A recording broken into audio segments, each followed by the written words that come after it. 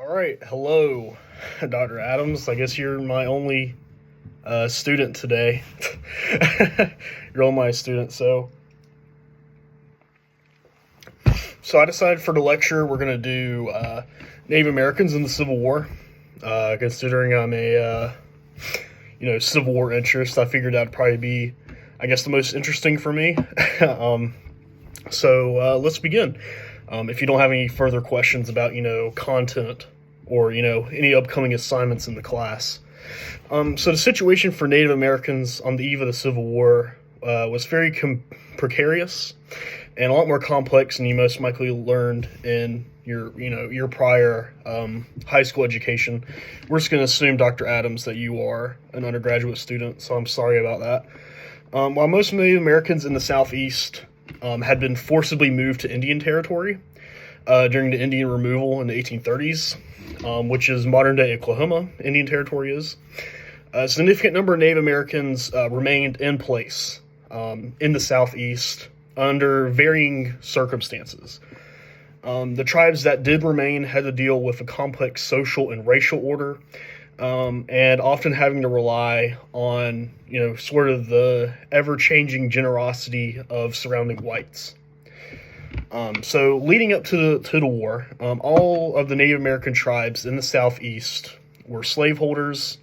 They all had, of course, varying different levels of slave ownership. So from that aspect, it makes sense that they would, fight for the preservation of slavery, since they are all benefiting from it. But it's much more complex for Native Americans why they would choose to pick the sides that they did, which most did choose to throw in their lot with the Confederacy. And that comes from a multitude of reasons, which varies from tribe to tribe, which is very complex about, studying Native Americans in this time period. And some of it just boils down to sort of this general hatred of the federal government, who had been mistreating them for decades and decades. So before we begin, we just need to kind of define some things. That's kind of everybody's favorite part of the lecture. So first, for the Southeast. For the kind of the sake of this, we're going to be looking at the states that sided with the Confederacy, and then as well as Indian Territory, so modern-day Oklahoma, which is where a lot of southeastern Indians ended up, because of removal. So second thing we need to define is sort of what groups and tribes will we be describing or discussing in this lecture. So first, we're going to look at Indian Territory as a whole, which means we'll be talking about a lot of different groups in one kind of box. And then later on, we are going to kind of dive a little bit deeper into the tribes that remained in the East. Not all of them, but a good number of them.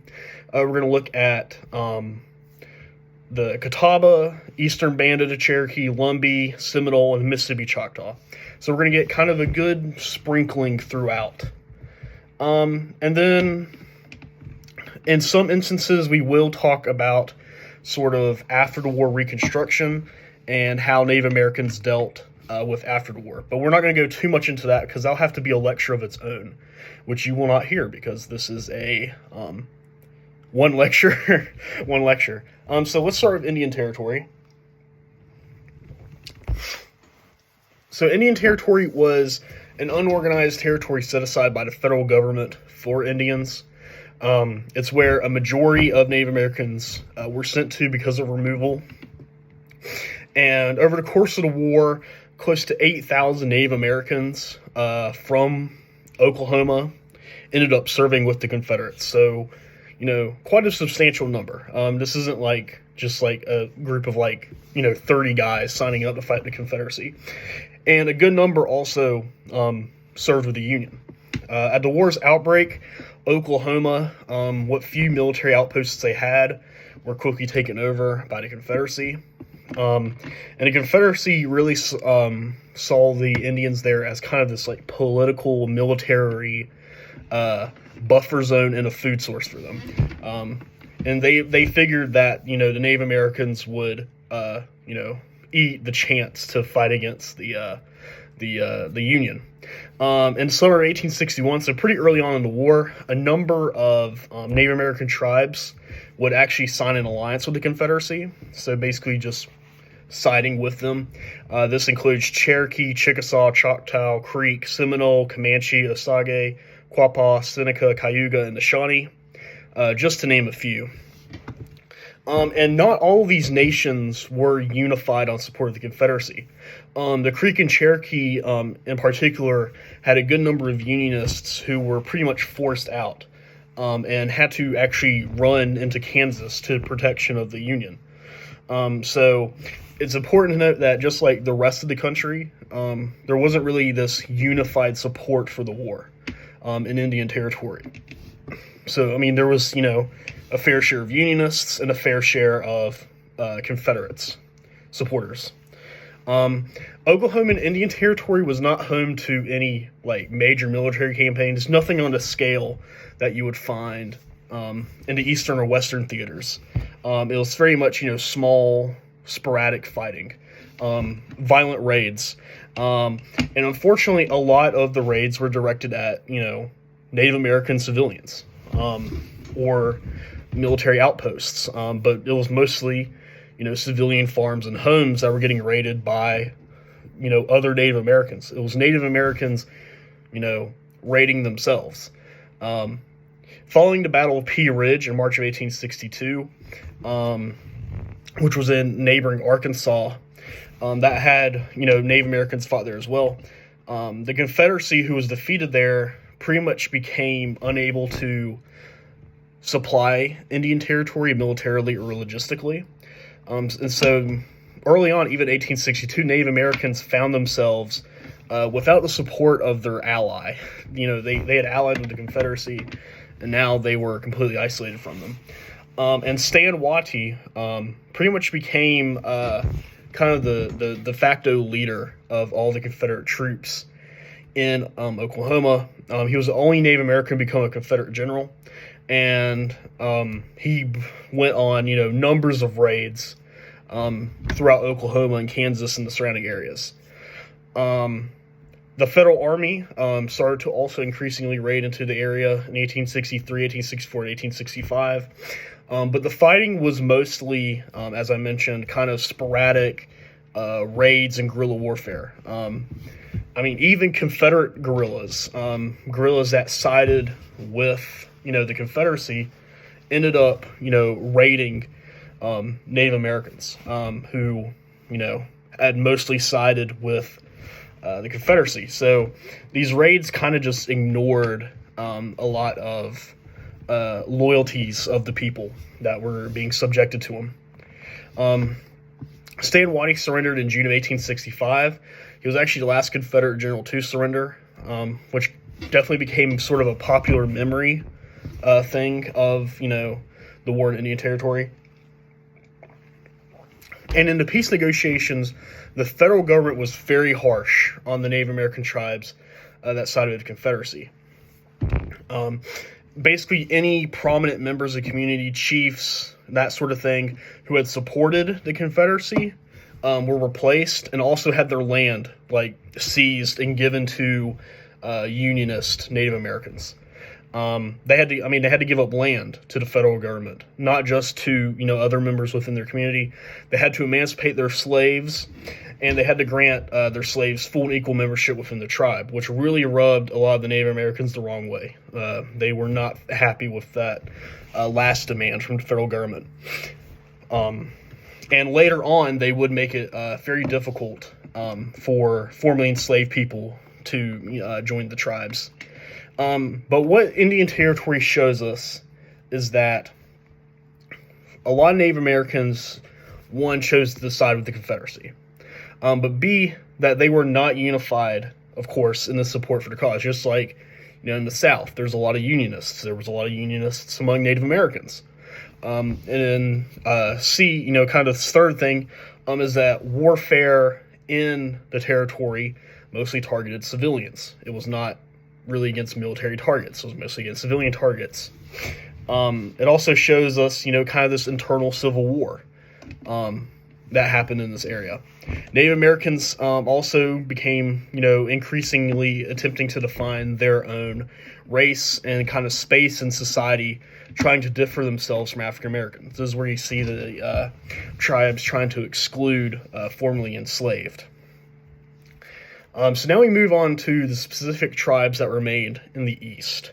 And each one has a slightly different story to how they interacted with the war. First, we'll begin with the Catawba, because the Catawba was by far the smallest tribe that remained in the East. They had, less than 100 members. And they were located mostly in South Carolina, in the north of South Carolina.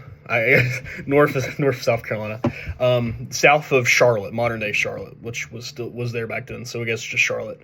So they numbered less than 100, and they, like many other Native American groups that remained in the Southeast, they were kind of outside the bounds of the social and racial order of antebellum slavery.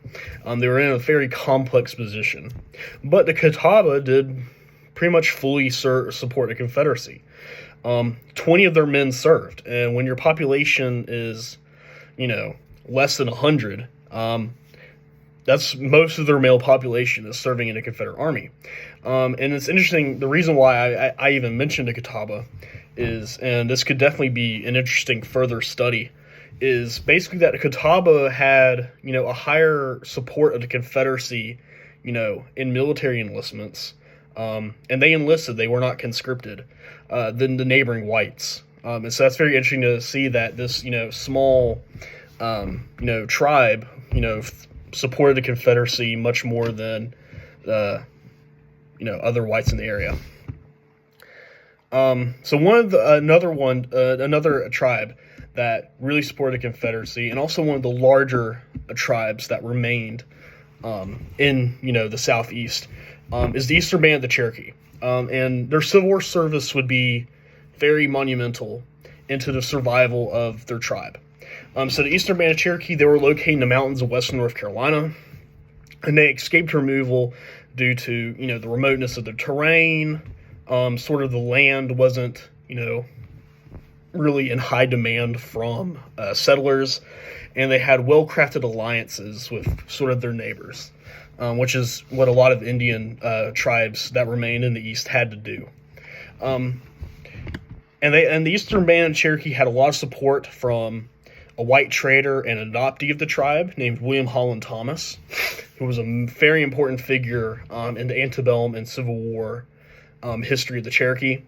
And they also had an agreement with the state government of North Carolina, mostly because of Thomas, that saw the Cherokee as citizens, but without the full rights of white citizens. So again, we're seeing Native Americans kind of sitting in this complicated space between whites and blacks. They're like in the middle. And at the time of this is where the Cherokee owned their own land at the Qualla boundary, which is another factor that helped them escape removal. They actually owned their land in terms of white people ownership of land. And with the outbreak of the war, the Cherokee and William Holland Thomas saw that this was a good opportunity for them. They saw that Cherokee military service would basically serve their best interests. The military service with the Confederacy would advance sort of the opinion of the Cherokee among North Carolinian whites, that even though they're sort of this other racial group, they were in full support of the Confederacy. And so William Holland Thomas helped organize Cherokee forces with the establishment of Thomas's Legion, also known as 69th North Carolina Regiment. And they served throughout the Appalachian region, and they became quite infamous as a result of the war. But most of their action was, small raids or defending important posts. But where they grew infamous was in one battle. One of the Cherokee leaders was killed.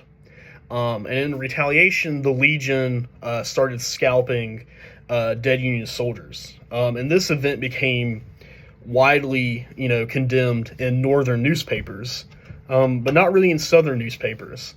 And Thomas was extremely worried about this because he wanted to try and help build the reputation of the Cherokee, not tear it down. So he actually had all the scalps sent back to the Union Army so they could be returned to the dead. The Cherokee as a whole had less desertions than a lot of their Confederate units.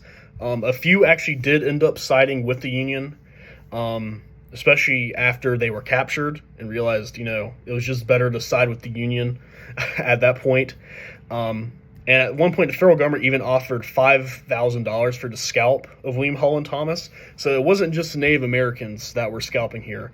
It was, white soldiers, too, that were scalping,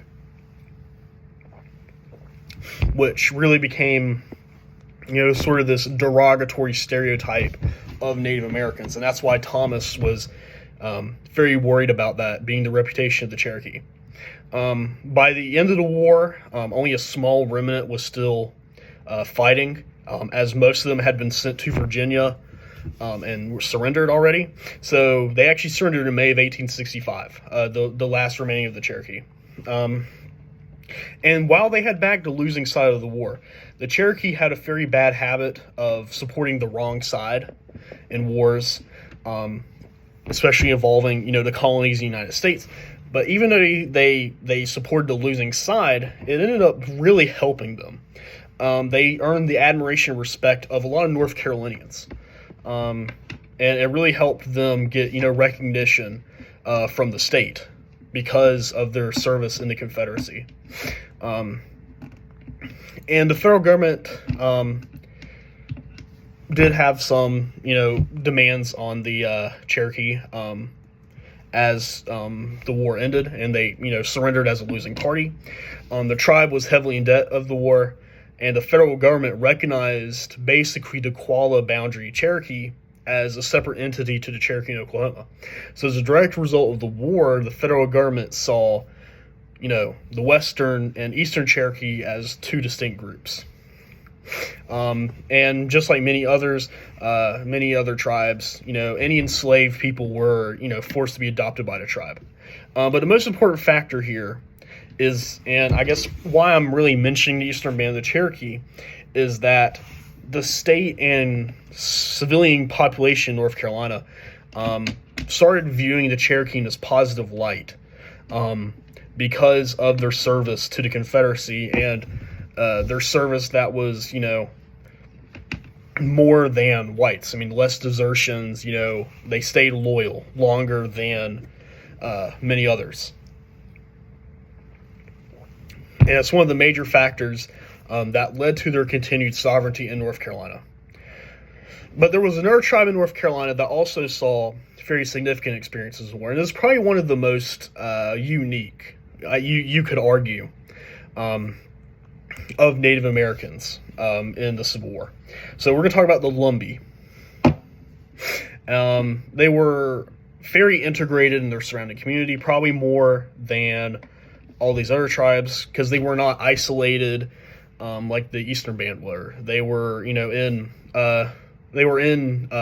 southern North Carolina, just north of the border with South Carolina.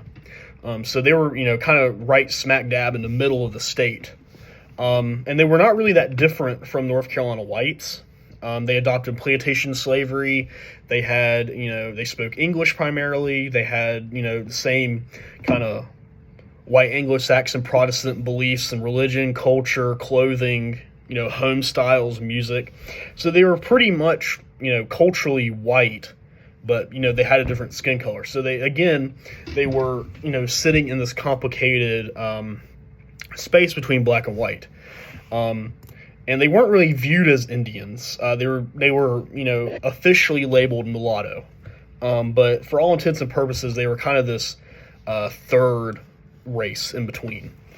So when the war began, a few Lumbee did sign up for the Confederacy to fight if they could pass as white, which is very different than how, the Cherokee were able to raise their own regiment.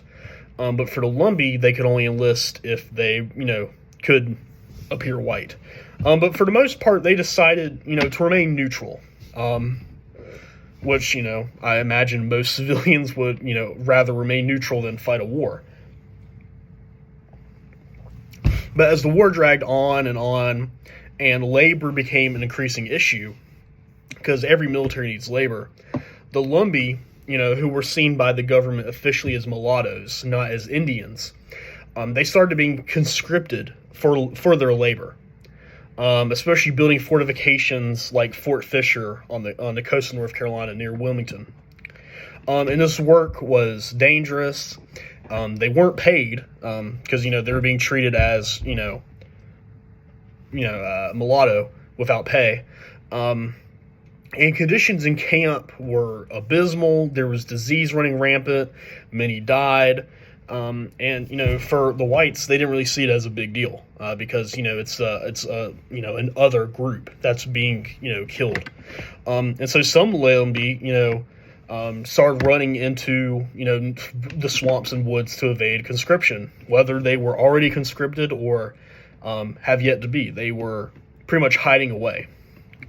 And this conscription really turned the Lumbee against the Confederacy. By 1863, majority of the Lumbee were openly hostile to Confederacy. They were oppressive. I mean, they were just as oppressive as the federal government might have been to tribes out in Indian Territory. And they had been willing to serve voluntarily. We saw early in the war that some joined voluntarily, but with this forced conscription into labor units being treated as, pretty much property, the Lumbee had enough. And so the Lumbee began a very complicated guerrilla campaign called the Lowry War in 1864, which diverted a number of Confederate and later Federal, so Northern units to put down. And the Lowry War was fought primarily by a group dubbed the Lowry Gang, which was led by Allen Lowry's sons. In particular, Henry Berry Lowry was the leader for the longest. But Allen Lowry was pretty much the most prominent and wealthy Lumbee, and he was eventually executed because of actions of the Lowry Gang. But he had a lot of sway among the Lumbee. And the Lowry Gang robbed. They initially, wanted to just rob Confederate officials and sympathizers. But on occasion, and this would really hurt their cause, was they committed acts of murder against Confederate officials and sympathizers. And this was a constant. It wasn't, often, but when they did murder, it really hurt opinion of them. And it was a predominantly Lumbee group. However, they did pick up Union prisoners of war that escaped, African Americans. So it was really this kind of multiracial group, at least for a while. And the Confederates had to spend a considerable amount of resources fighting the Lowry Gang from local and state forces. And even when the war ended, the Lowry Gang didn't stop operating because how they saw it was when this new local government was established after the war, it was still led predominantly by the same people, or people who held the same sympathies. And so while they had been seen as sort of this, freedom fighting group by the Lumbee, increasingly, after the war, they were pretty much known as nothing but, this criminal gang. They're sort of their, more lofty ideals of fighting oppression were kind of getting lost the more they kept robbing people after the war was over. And, throughout 1866, 1867, 1868, they were robbing, occasionally murdering, and they were still trying to target, who they thought were Confederates. And it was really getting on the nerve of everyone, not just whites, but Lumbees as well. In 1868, North Carolina finally declared the Lowry Gang outlaws. And for the first time, Lowry surrendered in 1868 because he was promised a free and fair trial. And this angered the whites because they believed he was being treated, as one of them, better as they would have been treated by the law enforcement. And so they were going to talk of lynching him. So Lowry escapes prison, and he goes back to his gang, and his gang goes back to robbing and killing. And so while there was this chance for sort of reconciliation, it's pretty much over at this point in 1868. They ended up robbing a former sheriff who was a Confederate, and basically it was over for any attempts of negotiation between the gang and the state government.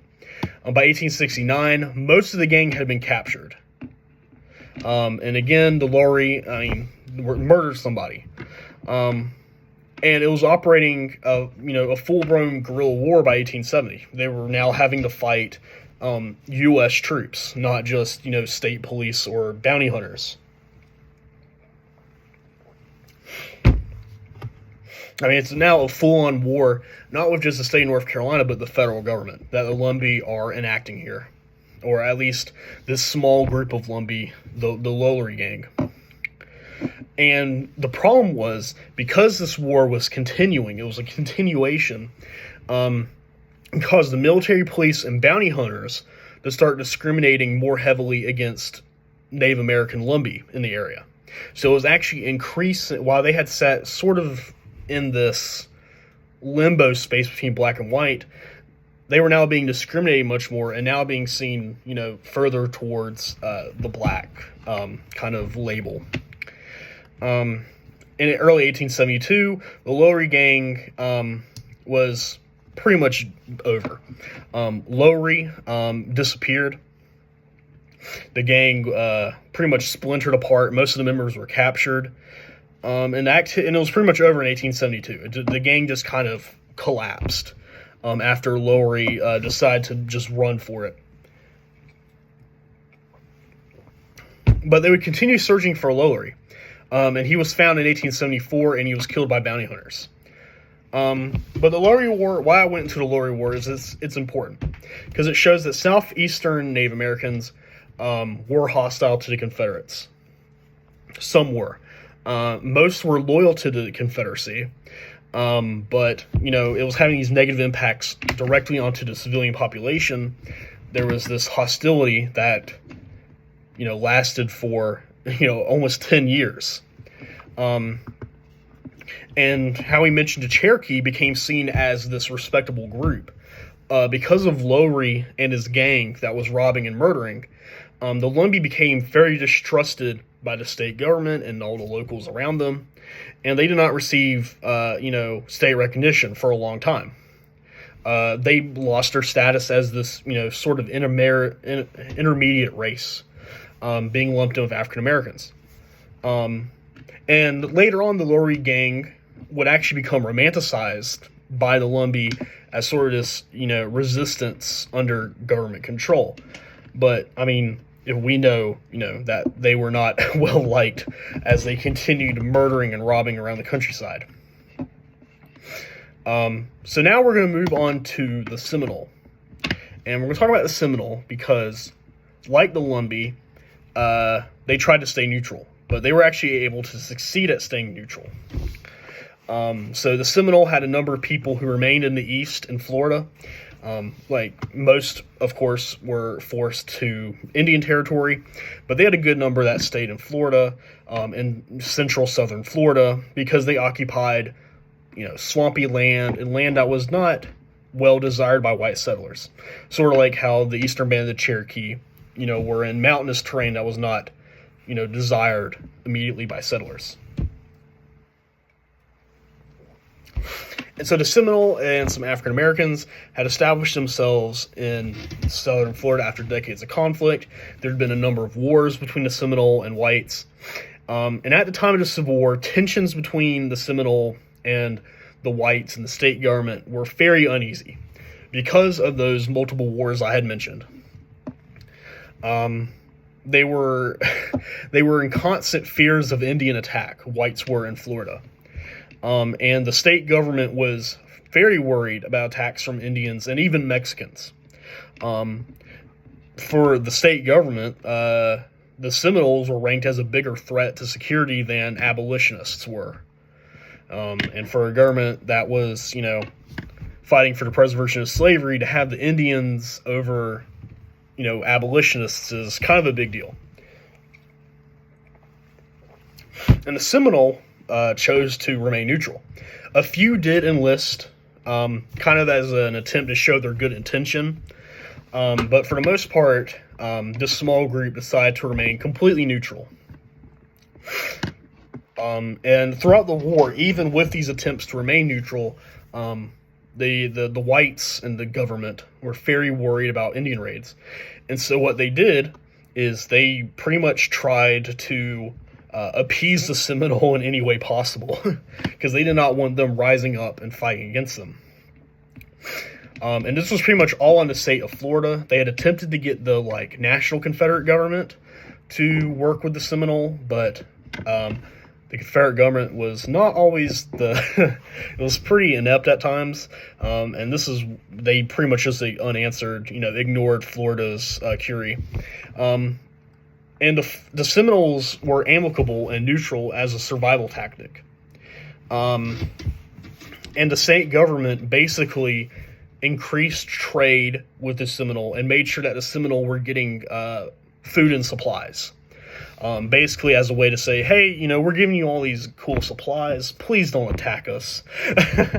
And the Seminole, saw this as okay, well, now we're getting our basic needs met. Let's just keep staying neutral, because this is benefiting us more than joining the war would. Eventually, later on in the war, the Union would attempt to contact the Seminole, but the Seminole always kind of kept them an arm's length away, trying to keep this neutrality. The Seminole were not, actually did see some combat from the war, mostly from sort of these gangs of deserters and draft dodgers who were out for themselves and robbed anyone, regardless of loyalty or identity, to survive. But what the Seminole story shows is that for some Indians in the war, remaining neutral was their best way at surviving the conflict. While many of our previous threw in their lots with the Confederacy, the Seminole were the only tribe that were able to successfully maintain their neutrality. The Lumbee were unable to successfully maintain their neutrality, mostly because the state governments of Florida and North Carolina had very different reactions and kind of laws and policies implemented on them. But because of this constant white fear of attacks, it actually helped the Seminole receive this temporary boost in, supplies for their livelihoods.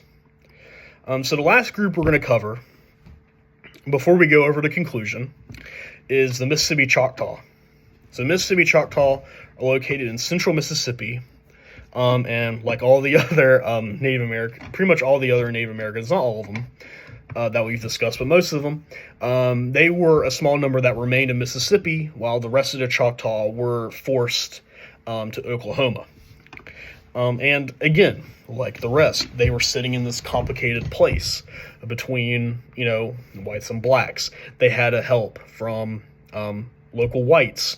The Mississippi Choctaw especially were intermarried, much more than sort of the other groups that we have covered. And like many others that remained in the South, they decided to support the Confederacy. So they were actively supporting the Confederacy, like the Eastern Band of the Cherokee and the Catawba were. And they supported Confederacy for a number of reasons. And many of these reasons were probably shared by the other tribes that chose to support the Confederacy. Neglect from the federal government was a big one. The Mississippi Choctaw especially had been consistently ignored by the federal government. Their pleas and, their petitions were ignored by the federal government. Another reason was financial gain. When manpower was becoming much more needed, the state of Mississippi offered a $50 signing on bonus, for Choctaw who enlisted, which would later be seen as unfair by whites. And lastly, was the idea of prestige, which is a similar vein to how the Eastern Band of the Cherokee thought. Basically, if the Cherokee served well, the tribe would be seen more positively by the state and surrounding whites. So, when the war broke out, white citizens did take on some Choctaw volunteers. Those who lived by did volunteer some, but most of the Choctaw that did served through conscription. And the reason they did is because whites were upset. They believed that because they were exempt, it was unfair. Some Choctaw were already serving, but they weren't under conscription. And so the whites that lived near them basically forced the government to start conscripting Choctaw. And they served mostly sort of on like the home front. So they were mostly defending or scouting, hunting down Unionist deserters. And they surrendered along with many other Confederates in 1865. And after the war, Choctaw veterans that attempted to get sort of state commissions for, their service, they had to have basically an affidavit or kind of the testimony of a white to get that. But the Choctaw troops in the Confederacy served the tribe very well in memory, and would help them their future efforts in sovereignty. So now let's go over the conclusion. So I hope you see in this lecture that each Native American tribe in the Southeast had its own response and tactics to survive the war. Obviously, each tribe believed what they were doing was, the best for the tribe. They weren't always unified on this, especially you see with the Native Americans in Oklahoma Territory. But each tribe thought that they were doing what was best for, their survival. So the Catawba, the Cherokee, the Mississippi Choctaw, and you could also argue, the Native Americans Indian Territory, saw Confederate military service as a way to increase their prestige in the community and build up this positive opinion of them in the eyes of the state and local populations. And for the most part, it worked. They were all remembered as, the good Indians, I guess you could say. The Seminole and the Lumbee are examples of tribes in the Southeast that tried to stay neutral. For the Seminole, they were the only one that succeeded. And in the process, just the threat of the Seminole picking a side allowed the Seminole to actually gain, some economic livelihood from the war, because they were getting so much supplies from the Confederacy. The Lumbee had attempted to remain neutral, but because of continuous grievances by the state government in North Carolina, it led out into an all-out guerrilla war that lasted for almost 10 years. So I hope you understand that the experiences of war was very varied, but as a whole, it led to many tribes receiving a slight boost sort of in this recognition and prestige that would last for some until the Jim Crow era, where sort of race relations broke down. But that's for a future lecture that you will not hear this time. You might hear it later, depending on what happens. But I hope you enjoyed the lecture. I hope you learned something. If you have any questions, please ask me now. So I'll sit here a minute and wait for any questions. I hope you have some. If not, you can always email me after class. That is always a perfect solution as well. All right, so if we're not going to have any questions, Dr. Adams, I wish you a good summer, and thank you for the semester.